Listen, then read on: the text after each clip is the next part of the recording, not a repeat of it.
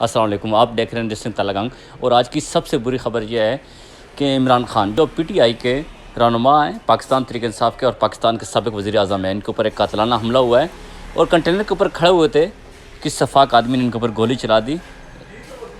Chairman P T I Imran Khan اور ان کے قریبی ساتھی فیصل رشید زخمی ہو چکے ہیں۔ ان کو زخمی حالت میں ہسپتال منتقل کر دی گیا ہے۔ اب تک کوئی صورتحال سامنے نہیں آئی ہے کہ خان صاحب کی طبیعت کیسی ہے، ناساز ہے یا نہیں ہے۔ تو ہماری دعا ہے کہ اللہ پاک عمران خان کو صحت تندرستی والی زندگی عطا فرمائے اور ایسا لیڈر ہمارے اوپر تا قیامت مسلط رہے جو ہمارے ملک کا خیر خواہ ہو، جو ہماری عوام کا خیر خواہ ہو۔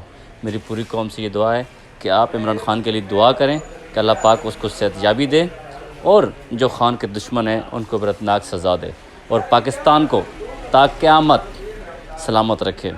اور ایسے لیڈر بار بار نہیں ملتے۔ اگر ایسے لیڈروں کا یہ انجام ہو رہا ہے تو آپ یہ سوچیں کہ آپ کے اور ہمارے بچے اور ہم محفوظ نہیں ہیں۔ تو اس ملک کی خاطر آج باہر نکلو اور خان کا ساتھ دو، اور خان کو ساتھ دو، اس پاکستان کا ساتھ دو۔ فی امان اللہ۔ شکریہ۔